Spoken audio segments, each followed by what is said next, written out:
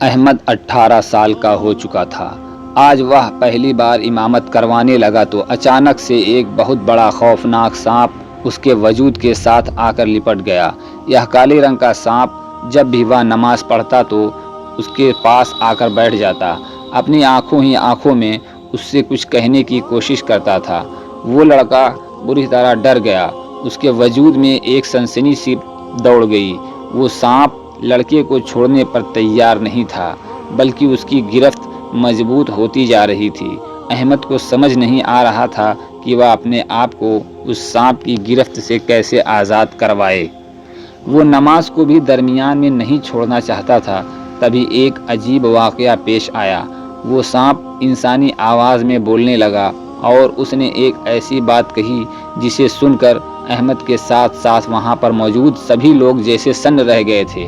آخر وہ سانپ کون تھا اور وہ کیوں احمد کے وجود کے ساتھ ٹھیک نماز کے دوران آ کر لپٹ جاتا تھا؟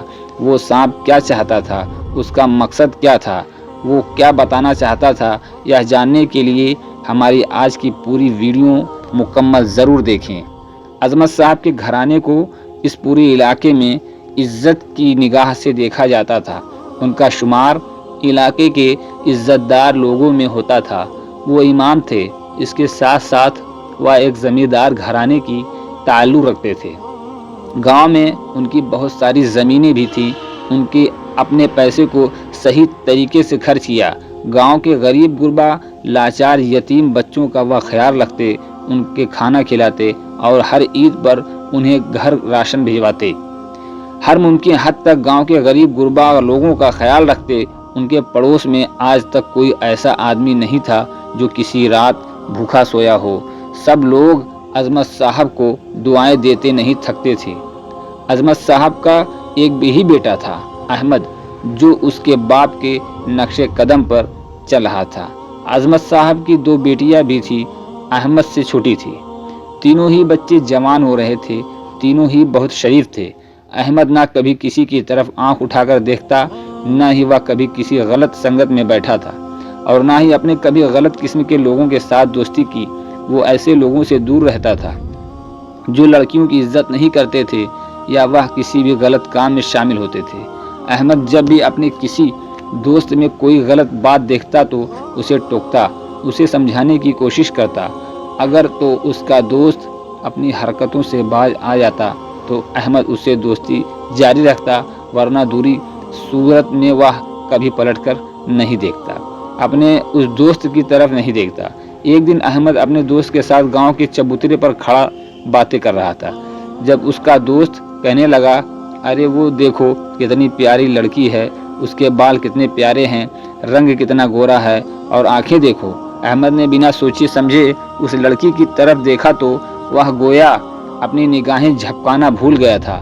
لڑکی بے شک بہت پیاری تھی، جسے دیکھ کر احمد کا دل بھی دھڑکنا بھول گیا تھا، مگر اگلے ہی پل اس نے اپنی نگاہیں جھکا لی تھی۔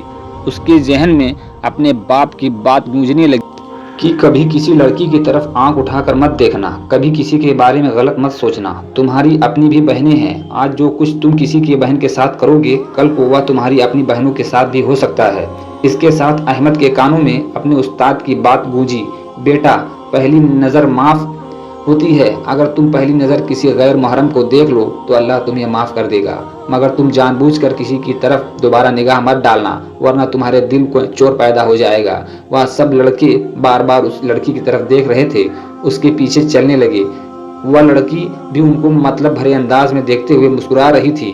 وہ لڑکی لڑکوں کے پاس آئی، احمد کی طرف دیکھ کر اس نے چلائی، چلے آؤ میرے ساتھ، یہ کمرہ خالی ہے، میں تمہیں آج وہ سب دوں گی جو تم نے کبھی نہیں خواب میں دیکھا ہوگا۔ وہ لڑکی سب لڑکوں کو نظر انداز کر کے صرف احمد سے مخاطب تھی۔ احمد اس کی بات سن کر شرم سے پانی پانی ہو گیا۔ وہ لڑکی احمد کی قسمت پر نظر جلن لگے، کہنے لگے، آج یار ہمیں کسی لڑکی نے ایسا پیشکش نہیں کی، تم جلدی سے جاؤ اس کے ساتھ اور پھر ہمیں آ کر بتانا تم ان مزیدار لمحوں کو کیسے گزارا۔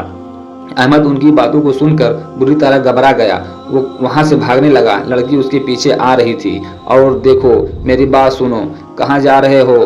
میں تمہیں خود اپنے پاس آنے کی دعوت دے رہی ہوں۔ آج تک میں نے کسی لڑکے کی طرف آنکھ اٹھا کر بھی نہیں دیکھا۔ احمد نے اسے بری طرح ڈانٹ دیا۔